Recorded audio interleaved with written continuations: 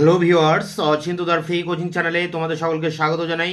আজকের এই ভিডিওটিতে তোমরা যারা ক্যালকাটা ইউনিভার্সিটিতে বিএ হিস্ট্রি অনার্স বা জেনারেলে সেকেন্ড সেমিস্টারে পড়ছো, তোমাদের যে ডিএসসিসি 1 বা এমডিসি 1 বা MN1 পেপারটি রয়েছে, প্রাচীন বিশ্বের সভ্যতার উত্থান এর ইতিহাস, এই পেপারটির একটি গুরুত্বপূর্ণ প্রশ্ন 2024-এর সাজেশন অনুযায়ী প্রাচীন গ্রিসে পলিশের অবনতি বা পতনের কারণ, অর্থাৎ পলিশের যে উদ্ভব, সেটি তোমাদের একটি ইম্পর্টেন্ট প্রশ্ন, যার ভিডিও ক্লাস আমি এর আগে দিয়েছি। এখন তোমাদের এই প্রশ্নটিও করে রাখতে হবে, পলিশের অবনতি কিভাবে হয়েছিল বা এর পতন কিভাবে হয়েছিল। তো দেখো, এই প্রশ্নের উত্তরটি তোমাদের সামনে আলোচনা করছি। উত্তরটি তোমরা এইভাবে লিখবে: কিরোনিয়ার যুদ্ধে খ্রিস্টপূর্ব 338 অব্দ পরে ম্যাসিডনের রাজা দ্বিতীয় ফিলিপ গ্রিসের অধীশ্বর হন। তখন তিনি কোরিন্থে গ্রিক রাষ্ট্রগুলির একটি কংগ্রেস আহ্বান করেন। এই কংগ্রেসে গ্রিকদের একটি লীগ গঠিত হয়। লীগ গঠনের পিছনে দুটি উদ্দেশ্য ছিল: এক, পারস্য আক্রমণ, এবং দুই, স্থিতাবস্থা বজায় রাখার জন্য মিলিত শক্তির প্রয়োগ। গ্রিসকে তার নিজের হাত থেকে রক্ষার জন্য তখন পারস্য আক্রমণকেই একমাত্র উপায় মনে হয়েছিল। ভাবা হয়েছিল যে এই আক্রমণ হলে গ্রিকরা পারস্পরিক সংঘর্ষ হতে বিরত হবে, যুদ্ধের লুণ্ঠিত দ্রব্য থেকে তাদের শূন্য কোষাগার পূর্ণ করতে পারবে এবং তাদের সামনে দেশান্তরে যাওয়ার নতুন পথ উন্মুক্ত হবে। ফিলিপের সাফল্যের পুনরাবৃত্তি ঘটান তার পুত্র আলেকজান্ডার। তাদের এই সাফল্য থেকে বোঝা গিয়েছিল যে বহুধা বিভক্ত গ্রিসের সমস্যার সমাধান একমাত্র সাম্রাজ্য স্থাপনের মধ্য দিয়ে হতে পারে। গ্রিসের ভিতরে আন্তঃরাষ্ট্র যুদ্ধ বিগ্রহের সুযোগ ছিল পর্যাপ্ত। প্রাপ্ত তথ্য থেকে দেখা যায় যে গ্রিসের বাইরে যুদ্ধরত ভাড়াটে গ্রিক সৈন্যের সংখ্যা কখনো 25,000-এর কম ছিল না। পরে এই সংখ্যা দ্বিগুণ হয়েছিল। এত বেশি সংখ্যক গ্রিক তখন জীবিকার জন্য রাষ্ট্রের স্বার্থ উপেক্ষা করেছিল। গ্রিস থেকে রাজনৈতিক কারণে যারা নির্বাসিত হয়েছিল তাদের সংখ্যাও কম ছিল না। বহু সংখ্যক সাধারণ গ্রিক উন্নততর জীবিকার জন্য বিদেশে থেকে গিয়েছিল। প্যারা করে দেখো, এ সবই সম্প্রদায় চেতনার অভাব এবং পলিশের ব্যর্থতাকে চিহ্নিত করে।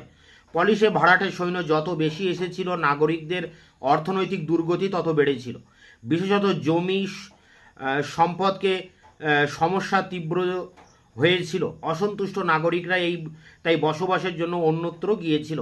তারা যত বেশি করে গিয়েছিল, বাইরে থেকে আগন্তুকরা তত বেশি এসেছিল। বিভিন্ন পলিশে মুক্তিপ্রাপ্ত কৃতদাসদের সংখ্যা বেড়েছিল। এর ফলে পূর্বের সম্প্রদায় জীবন ক্রমশ কম অর্থবহ এবং বেশি অবাস্তব মনে হয়েছিল। খ্রিস্টপূর্ব 4th শতাব্দীতে যে পলিশের অবনতি ঘটেছিল, প্রাপ্ত তথ্যাদি থেকে তা অস্বীকার করা যায় না। অবশ্যই এই অবনতি সর্বত্র সমভাবে হয়নি। আলেকজান্ডারের পর গ্রিক পলিশ পূর্বে ছায়ায় পর্যবসিত হয়েছিল। গ্রিকরা দাসত্বের সবগুলি চিহ্নকে ধারণ করেছিল। এথেন্স সাময়িকভাবে নিজেকে রক্ষা করেছিল, কিন্তু শেষ পর্যন্ত সেও আত্মসমর্পণ করতে বাধ্য হয়েছিল। খ্রিস্টপূর্ব 4th শতাব্দীর এথেন্সেও অবনতির চিহ্নগুলি প্রকট হয়েছিল। রাজনৈতিক কার্যকলাপের দুইটি দিক, সামরিক এবং বেসামরিক, এখন পরস্পর থেকে বিচ্ছিন্ন হয়ে গিয়েছিল। তখন সেনাপতিরা ছিল পেশাদার সৈন্য, তারা ছিলেন রাজনীতির বাইরের মানুষ। নিজেদের পলিশের সেবা করার সঙ্গে সঙ্গে তারা বিদেশি শক্তিরও সেবা করতেন। এথেন্সের সংকুচিত আর্থিক সামর্থ্য এর অন্যতম কারণ ছিল। সেনাপতিদের দ্বিধা বিভক্ত দায়িত্বের ফল পলিশের পক্ষে শুভ হয়নি। এর ফলে উৎকৃষ্ট সেনাপতি তৈরি হয়নি, অথচ সম্প্রদায় চেতনা দুর্বল হয়েছিল। এর ফলে পলিশ অংশত ভেঙে পড়েছিল। প্যারা করে দেখো, একদা গ্রিসের মাটিতে পলিশের জন্ম হয়েছিল, তাহলে এখন তা ভেঙে পড়লো কেন? রাজনৈতিক সংগঠন হিসাবে পলিশ কি সত্যি কার্যকর ছিল?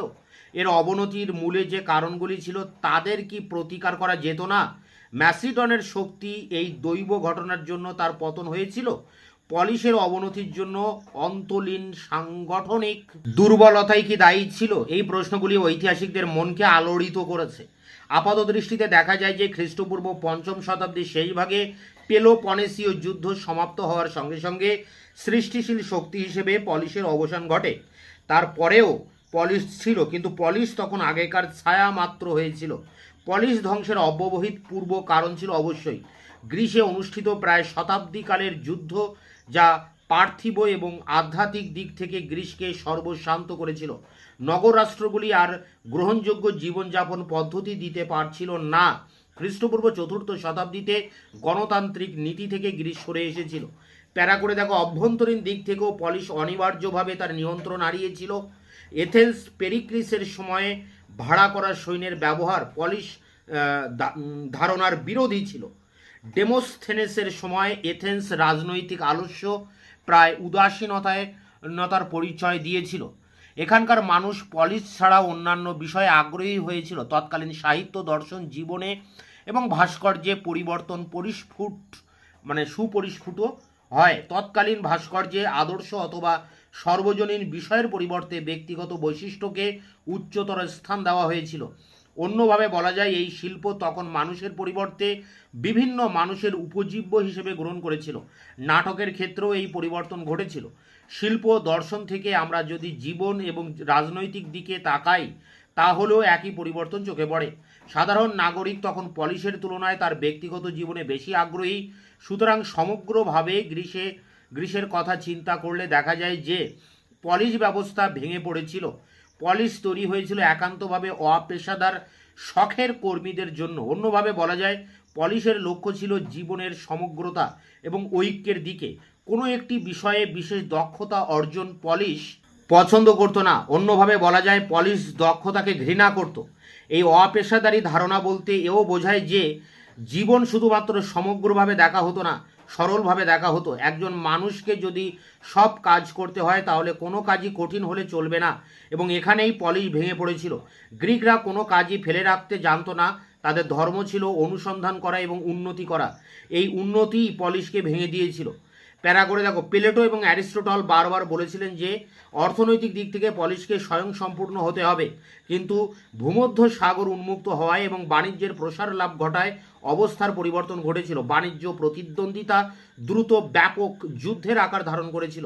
এর ফলে কার্যত গ্রিক জগৎ সংকুচিত হয়ে আসছিল এবং পারস্পরিক সংঘর্ষ অনিবার্য হয়ে দাঁড়িয়েছিল। এথেন্সের উন্নতি এই ভাঙনের পথকে আরও প্রশস্ত করে। তার অর্থনৈতিক কাঠামো স্বয়ংসম্পূর্ণতার নীতির পরিপন্থী ছিল। সোলনের সময় তাকে ইজিয়ান সমুদ্রের উপর সাধারণভাবে দার্দা নালেশ প্রণালীর উপর বিশেষভাবে নিয়ন্ত্রণ স্থাপন করতে হয়েছিল, কিন্তু এই নিয়ন্ত্রণ ছিল পলিশ ব্যবস্থার পরিপন্থী। এথেন্সের বাস্তব জীবনের বিরোধী এই ব্যবস্থা অকার্যকর হয়ে দাঁড়িয়েছিল। আবার স্পার্টা স্থল যুদ্ধে তার শ্রেষ্ঠত্ব প্রতিপন্ন হওয়ায় রণনীতিতে পরিবর্তনের কোনো প্রয়োজন সেও বোধ করেনি।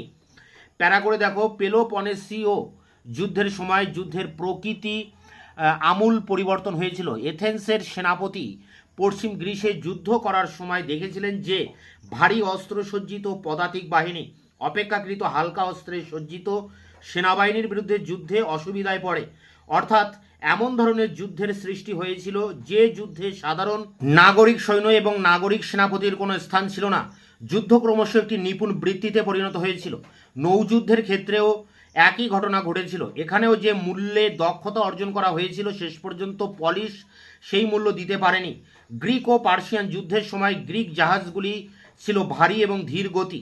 50 বছর পরে পেলোপনেসীয় যুদ্ধের প্রথম বছরে এথেন্সের ট্রাইরিম প্রকৃত যুদ্ধ জাহাজে পরিণত হয়েছিল।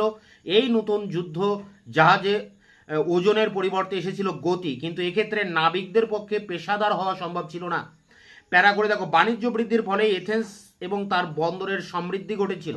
স্বার্থের ঐক্যের উপর পলিশ নির্ভর করত, কিন্তু এখন স্বার্থ এবং চরিত্রের দিক থেকে বাণিজ্য অঞ্চল এবং কৃষি অঞ্চলের মানুষের মধ্যে বিভেদ তীব্র আকার ধারণ করেছিল। এর ফলে এথেন্সের রাজনীতিতে দুটি দল ও স্বার্থের সৃষ্টি হয়েছিল। বাণিজ্যিক শ্রেণী হয়েছিল উগ্র গণতান্ত্রিক, সাম্রাজ্যবাদী এবং যুদ্ধবাদী। অধিক বাণিজ্যিক সমৃদ্ধির ফলে জীবনের জটিলতা বৃদ্ধি পাওয়ায় পলিশের অভ্যন্তরে একটা কেন্দ্রাতিক শক্তির সৃষ্টি হয়েছিল। মানুষের ব্যক্তিগত জীবন রাজনৈতিক জীবনের চেয়ে অধিকতর আকর্ষণীয় মনে হয়েছিল। খ্রিস্টপূর্ব 4th শতাব্দীতে এথেন্সের রাজনৈতিক অবসাদ ছিল এরই প্রত্যক্ষ ফল। উন্নতিজনিত এই ভাঙ্গন ক্রিয়া শুধুমাত্র জীবনের বাস্তব ক্ষেত্রেই সীমাবদ্ধ ছিল না। পুরুষ পরম্পরায় গ্রিসের যে নীতিবোধ গতানুগতিক পথে চলেছিল, খ্রিস্টপূর্ব 5ম শতাব্দীতে নীতিবোধের ক্ষেত্রে পরিবর্তন ঘটেছিল। এই শতাব্দীর শেষে ধূর্ত ব্যক্তিরা সবই তোলপাড় করে দিয়েছিল। সরল ব্যক্তিরা দেখেছিল যে তাদের দিন ফুরিয়ে গেছে। বহুদিন আচরিত নৈতিক জীবনের ভিত্তি এভাবে প্রায় ভেঙে পড়েছিল। প্যারাগোরে এই নতুন নীতিবোধের অন্যতম শ্রেষ্ঠ প্রবক্তা ছিলেন সক্রেটিস। তিনি বারবার বলতেন, চিরাচরিত নীতিবোধের কোনো ন্যায়সঙ্গত ভিত্তি নেই। যুবকদের উপর এর ফল হয়েছিল মারাত্মক। ঐতিহ্যের প্রতি বিশ্বাস নষ্ট হয়েছিল এবং নতুন কোনো মূল্যবোধ গড়ে ওঠেনি। সঙ্গে সঙ্গে পলিশ সম্পর্কেও আস্থা কেঁপে গিয়েছিল। প্লেটো তার রিপাবলিক গ্রন্থে যে প্রতিষ্ঠানের কথা বলেছেন তা ছিল সরাসরি অপেশাদার পলিশ ব্যবস্থার বিরোধী। তিনি জ্ঞানের উপর বিশেষ গুরুত্ব আরোপ করায় সমাজে সংহতি লোপ পেয়েছিল। সমষ্টির পরিবর্তে ব্যক্তির আদর্শই বড় হয়ে দেখা দিয়েছিল এবং ব্যক্তিগত জীবনে জ্ঞান অর্জন করাই ছিল প্রধান লক্ষ্য। এথেন্সের জীবনে এই উত্তেজনার মুহূর্তে সফিস্টরা এসেছিলেন। পলিশের উপর তাদের প্রভাব ছিল আরও মারাত্মক। সক্রেটিসের মত, তারাও গতানুগতিক নীতিবোধের সমালোচনা করতেন। এতদিন পলিশ জীবনের সঙ্গে জড়িত ছিল তার শিক্ষা ব্যবস্থা।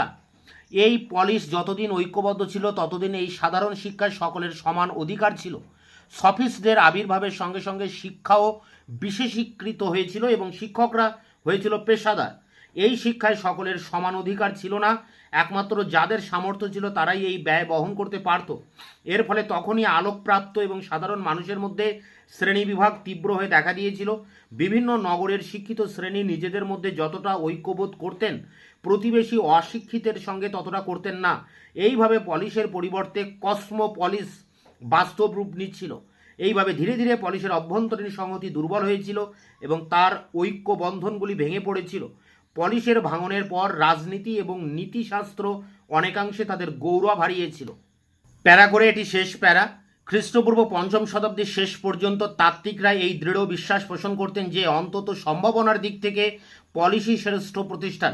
তাদের মতে ব্যাবিলন, পারস্য, ইজিপ্ট এসবই রাষ্ট্র ছিল, কিন্তু প্রকৃত রাষ্ট্র ছিল না, কারণ সেগুলিতে সৎ জীবনের প্রাথমিক শর্ত পূরণ করা হয়নি।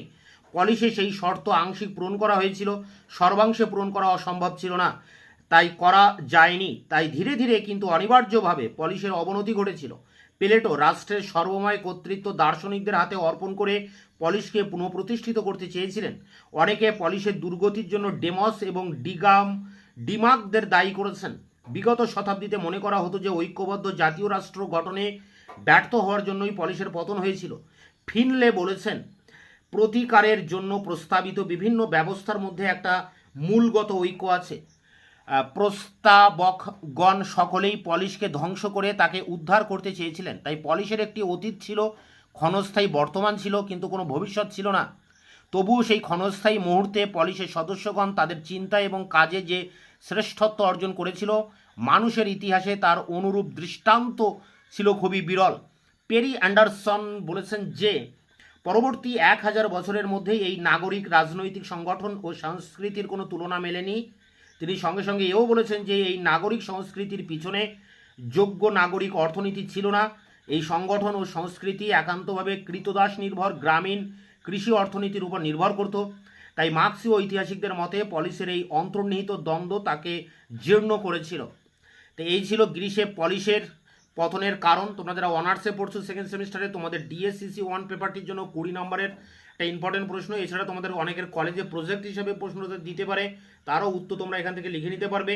এছাড়া তোমরা যারা জেনারেলে পড়ছো বা পাশে পড়ছো, তোমাদের যে পেপারটি রয়েছে এমডিসি 2 বা MN2, এই পেপারটিরও কিন্তু 15 নম্বরের জন্য ইম্পর্টেন্ট প্রশ্ন এটি একটি 2024-এর সাজেশন অনুযায়ী। তোমরা অবশ্যই এটিকে সংগ্রহ করে পরীক্ষার জন্য প্রস্তুতি নাও। তোমাদের এই পেপারের বেশিরভাগ প্রশ্নের উত্তর আমার চ্যানেলে আমি ইতিমধ্যে আপলোড করে দিয়েছি, তার লিঙ্ক দেওয়া থাকবে ভিডিও ডেসক্রিপশন বক্সে, তোমরা ভিডিওগুলো দেখে নিও। এছাড়া যদি 2-1টি প্রশ্ন উত্তর এখনও বাকি থেকে থাকে, তারও অ্যান্সার খুব দ্রুত আমি তোমাদের সামনে এনে হাজির করব। ততক্ষণে তোমরা চ্যানেলকে সাবস্ক্রাইব করে রাখবে, বন্ধুদের কাছে শেয়ার করবে, নিজেদের মতামত জানাবে কমেন্ট সেকশনে, এবং ভিডিওটি ভালো লাগলে অবশ্যই একটা লাইক